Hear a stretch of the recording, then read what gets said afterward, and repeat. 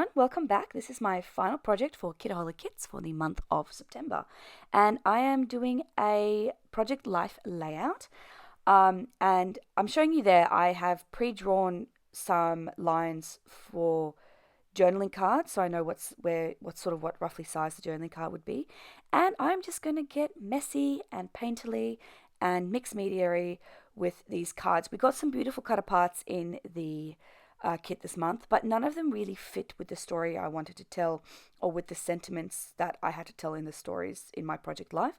So I decided to make my own project life cards, and I had a lot of fun with these. Now, those little pans, they're essentially a type of gouache paint, and they're from Jane Davenport, and I love them. They're kind of quite chalky, and so they're nice to write on as well if you ever want to do that.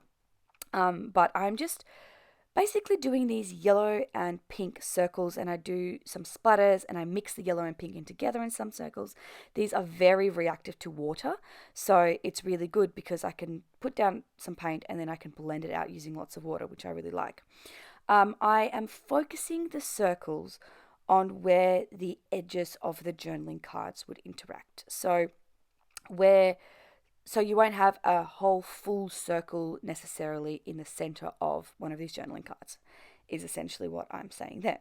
We got the stencil in the kit this month, and I'm just taking black acrylic paint and I'm smooshing that through this stencil to create a bit more of a mixed media look and to tone down the brightness of this layout.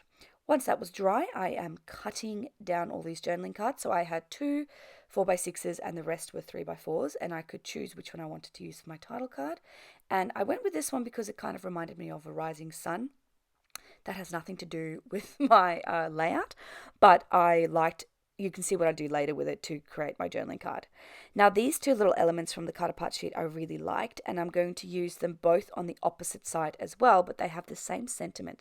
So I'm cutting out the one, I can't remember now what it says, but I'm going to turn that into a journaling card by layering that over some white paper. And then on the opposite side, which will be an exclusive, I'm using them in reverse. So I'm covering up the one that says surround yourself with sunshine people, I think. I'm sorry, I can't actually tell. My screen is so tiny.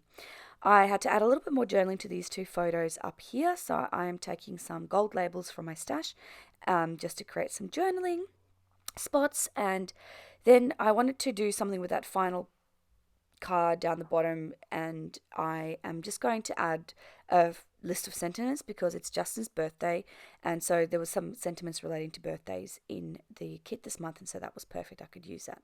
And going outside, which was also what we did.